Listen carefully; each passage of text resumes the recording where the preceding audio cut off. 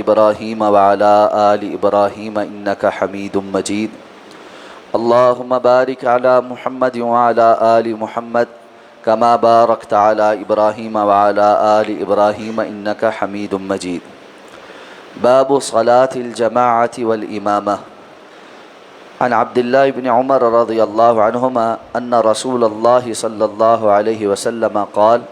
صلاة الجماعة أفضل من صلاة الفذ ب27 درجة متفق عليه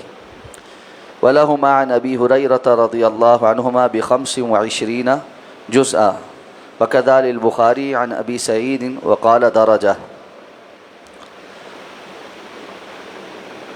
باجماعت نماز اور امامت سے متعلق احادیث مبارکہ اس باب میں بیان کی جا رہی ہیں. نئے باب کا آغاز ہو رہا ہے. حضرت عبداللہ ابن عمر رضی اللہ تعالی عنہما بیان فرماتے ہیں کہ جناب نبی کریم صلی اللہ علیہ وسلم کا ارشاد ہے کہ جماعت کے ساتھ نماز ادا کرنا اکیلے نماز پڑھنے کے مقابلے میں 27 گنا زیادہ افضل ہے. یہ حدیث مبارکہ صحیح بخاری اور صحیح مسلم کی متفق علیہ روایت. اور صحیحین میں ہی حضرت ابو ہریرہ رضی اللہ تعالیٰ عنہ سے مروی ایک حدیث میں یہ الفاظ ہیں کہ 25 گنا افضل ہے. اسی طرح صحیح بخاری اور حضرت ابو سعید خدری رضی اللہ تعالیٰ عنہ سے جزءاً کے بجائے درجہ کا لفظ ہے، یعنی 27 گنا کے زیادہ سے بجائے 27 درجے یا 25 درجے بلند ہے. نماز با جماعت ادا کرنا نماز کے قائم کرنے کی شرائط میں سے. بغیر شرعی عذر نماز با جماعت چھوڑنا یہ جائز اور درست نہیں ہے. اگر کوئی بندہ شرعی عذر کے بغیر نماز با جماعت چھوڑ دیتا ہے اور بعد میں اپنی انفرادی نماز پڑھتا ہے تو اس کی یہ نماز قبول ہوتی ہے نہیں ہوتی، اس میں علماء کے مختلف اقوال ہیں.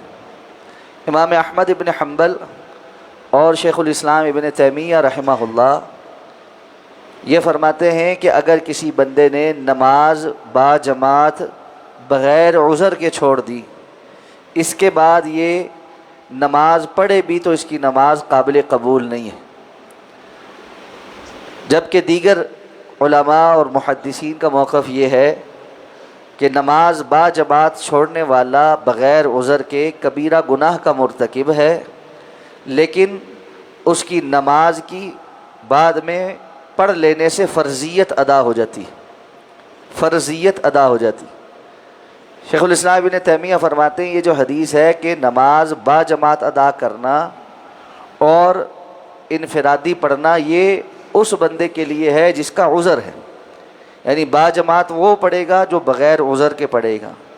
اور بغیر جماعت کے وہ پڑھے گا جس کا کوئی عذر ہے، وہ جماعت میں نہیں آ سکا. اور عذر والے کی نماز بھی با جماعت پڑھنے والے کے مقابل 27 گنا یا 25 گنا کم ثواب کی حامل. جبکہ شیخ عثیمین رحمہ اللہ فرماتے ہیں کہ یہ موقف محل نظر، اس لیے کہ عذر اللہ رب العزت کے ہاں مقبول ہے. اور جیسا کہ صحیح بخاری کے اندر ہی حدیث موجود ہے کہ جو بندہ سفر میں یا بیماری میں یا کسی اور عذر کی وجہ سے کوئی عمل نہیں کر سکتا تو اللہ تعالیٰ اس کو صحت کی حالت میں کیے جانے والے اس کے عمل کے مطابق اجر عطا فرماتے ہیں. اس لیے عذر والے بندے کا تو شریعت نے عذر قابل قبول بنایا ہے، اس کو اس کے عذر کی وجہ سے رخصت ہوگی اور اس کو پورا اجر و ثواب ملے گا. اسی طرح اگر کوئی بندہ نماز با جماعت کسی وقت چھوڑ دیتا ہے اور بعد میں ادا کرتا ہے تو اس کی نماز ہو جائے گی، لیکن اجر و ثواب میں 27 گنا یا 25 گنا کم از کم ہوگی. اس سے زیادہ بھی کم ہو سکتی ہے اس کی نماز کی کیفیت کے اوپر، خشوع خضوع کے معاملات میں، اس کی نماز کے اتمام کے معاملات میں، پھر نماز کے آگے پیچھے سنتوں اور نوافل کے اہتمام میں بہت سارے اور عوامل بھی ہیں جو نماز کے اجر و ثواب میں مزید کمی کا باعث بھی بن سکتے ہیں. اس لیے جہاں نماز کا مکمل اجر و ثواب مل سکتا ہے بندے کو اس جانب جانا چاہیے. دنیا میں ہم مکمل تنخواہ لینے کی طرف جاتے ہیں، دنیا کی طرف میں ہم مکمل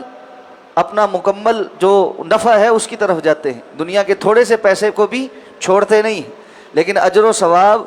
جس کے بغیر کل قیامت کو کوئی اور کرنسی کام نہیں آئے گی، اس کے لیے ہم پیچھے پیچھے رہتے ہیں کہ چلو پڑھ تو لیتا ہوں نا، پڑھ تو لیتا ہوں۔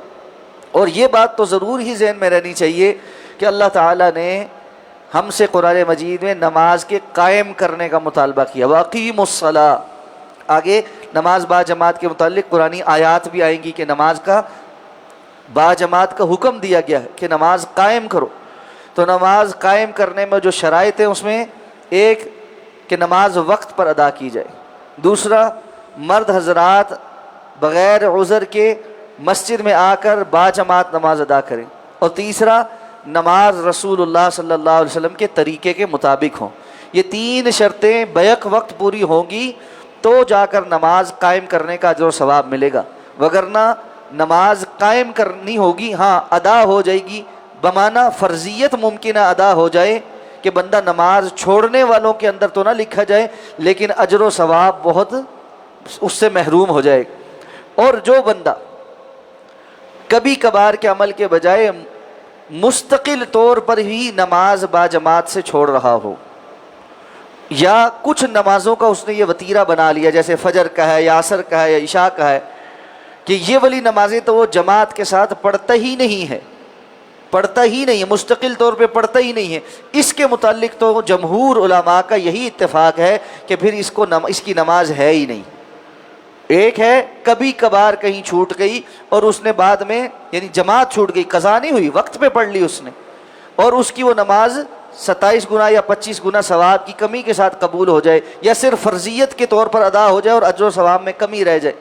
لیکن مستقل طور پر چھوڑنے والا بندہ، اس کے لیے نماز کی ادائیگی نہیں ہے، اس کی نماز باطل ہے، اس کو اپنی نماز جماعت کے ساتھ ہی پڑھنی ہے، اور اس پر آگے بہت سارے دلائل آئیں گے کہ رسول اللہ صلی اللہ علیہ وسلم نے صحابہ کو اس کی کتنی تلقین کی ہے، اور وہ لوگ جو جماعت کو چھوڑ کر گھر بیٹھے رہتے ہیں ان پر اللہ کے رسول صلی اللہ علیہ وسلم نے کتنی وعید بیان کی ہے۔ اللہ ہمیں سمجھ کر عمل کرنے کی توفیق عطا فرمائے۔ سبحانک اللہم و بحمدک، نشہد ان لا الہ الا انت، نستغفرک و نتوب۔